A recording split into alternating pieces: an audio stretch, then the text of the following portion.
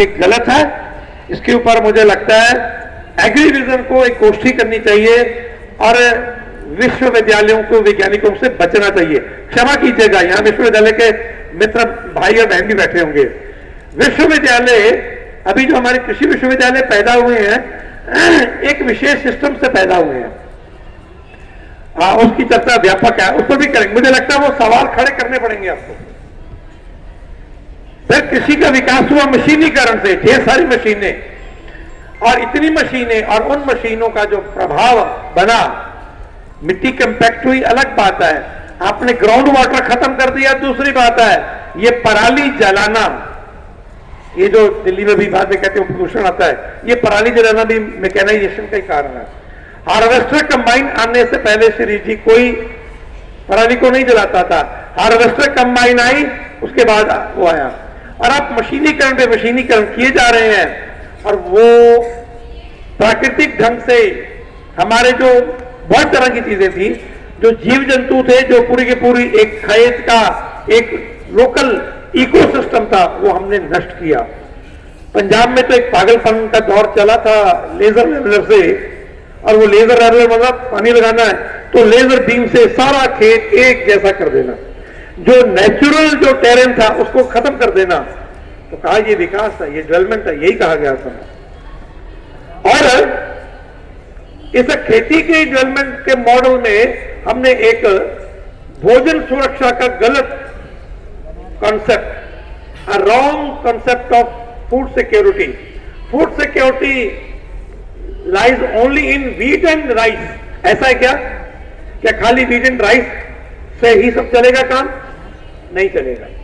भोजन में विविधता है, भोजन में विविधता होनी चाहिए स्वास्थ्य के लिए। भोजन में चाहिए तो खेतों में चाहिए। आपने खेतों में मोनोकल्चर लेके आए, तो monoculture based intensive agriculture induced by the chemicals और मैनेज बाय द मशीन्स, इसने तबाही रची है।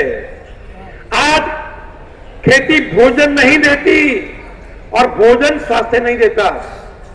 आज ये मैं जो बोल रहा हूं, ये चीजें थोड़ी शायद देश के कुछ प्रांतों में, झारखंड है, उड़ीसा है, शायद दक्षिण के कुछ इलाके, वहां जो बातें कह रहा हूं वो लागू ना हो, क्योंकि वहां आपका विकास नहीं हुआ। अच्छी बात है। जिनका विकास हुआ है, ये बातें उन पर ज्यादा लागू होती है। तो क्या है, किसान खेती करता है, वो गेहूं और धान पैदा करता है और जाके बाजार में फेंकता है, और भोजन बाजार से खरीद के लाता है।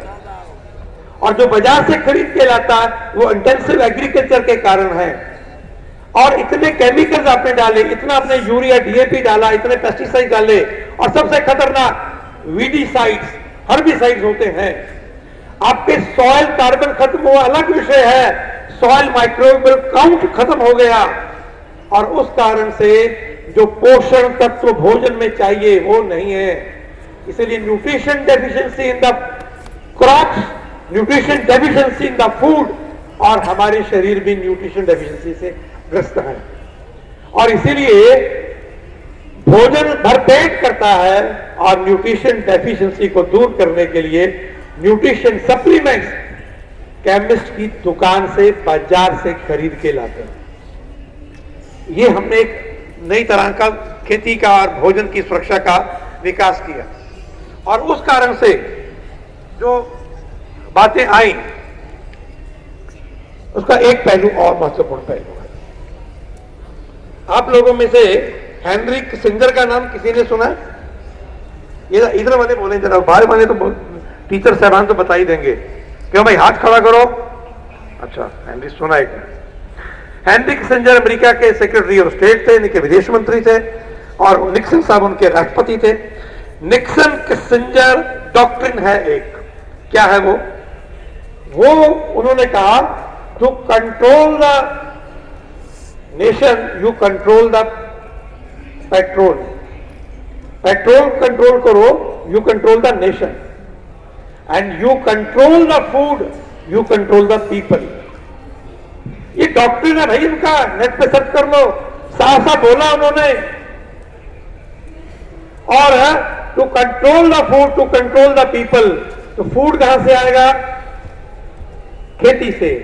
तो खेती में फूड उगेगा किससे? डीएपी यूरिया से नहीं उगेगा, बीज से उगेगा। ठीक है, तो बीजों पर नियंत्रण, और इसीलिए ढेर सारे तरह के बीजों का कंट्रोल। आप में से ये बताइए, वेजिटेबल साइंस के स्टूडेंट्स कितने हैं यहां? अगर कोई है तो हाथ खड़ा करो। अच्छा, जिनके घर में खेती होती है ऐसे कितने लोग हैं? हाथ खड़ा करो। चलिए, जिनके पास अपने घर के बीज है, बाजार से बीज नहीं खरीदते, हाथ खड़ा करो। अच्छा, ये थोड़े हिमाचल वाले इधर होगा। ये कौन सा प्रेत है, कौन सा प्रांत है? महाकौशल। हाँ, नहीं कुछ है, ठीक है। तो अब वैसे मैं ज्यादा पूछूंगा तो हिमाचल वाले में भी गड़बड़ निकल आएगी। वो कुछ बची चीजें हुई हैं, बाकी सब साफ हो गई। तो हमने क्या किया? उन्नत बीज।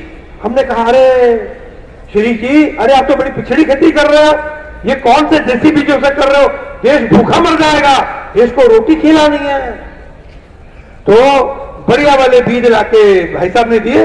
वो कंपनी के बीज थे, अच्छी पैकिंग थी। शरीर जी के पास जो देसी बीज इनके पिताजी से, इनके दादाजी से, चाचा से, ताऊ से मिले थे, वो बेचारे पुड़िया में, पोटली में बंधे होते थे। भाई साहब ने जो लाके दिए वो बढ़िया वाले रैपिंग कैपिंग था, सुंदर था, हमको लगा बड़े जबरदस्त था। तो बीज हाथ से चले गए, और बीजों का हाथ से जाना आप समझिए कितना बड़ा विनाश है। ये कॉटन की बात कर रहे हैं हम, ऑर्गेनिक कॉटन पे काम करते हैं, non GM, non BT, traditional variety of cotton. हमारे कपड़े की खूब डिमांड है, लेकिन डिमांड कब हुई?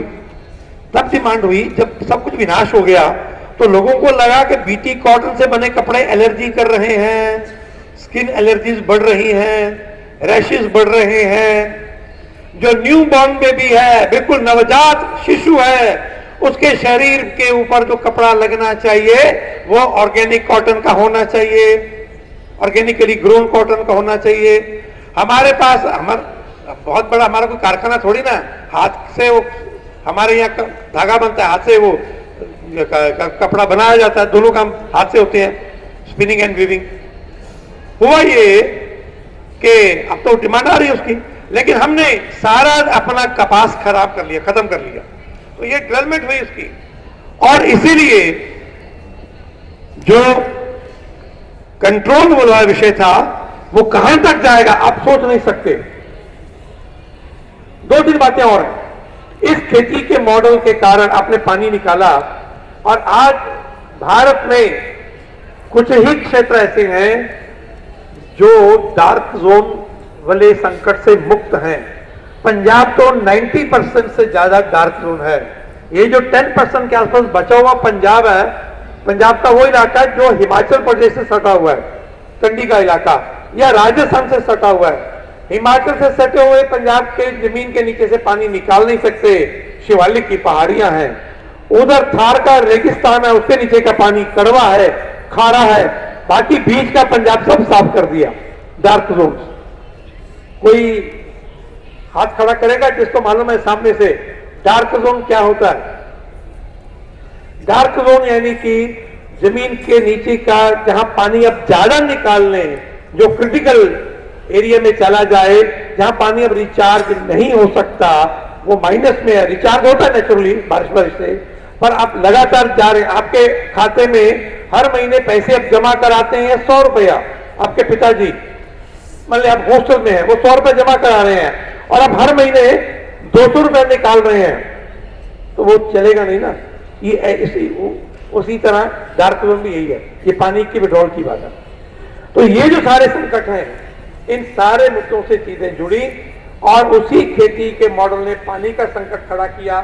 पराली वाला संकट एक बहुत बड़ा संकट है, वो है जैव विविधता खत्म हो गई।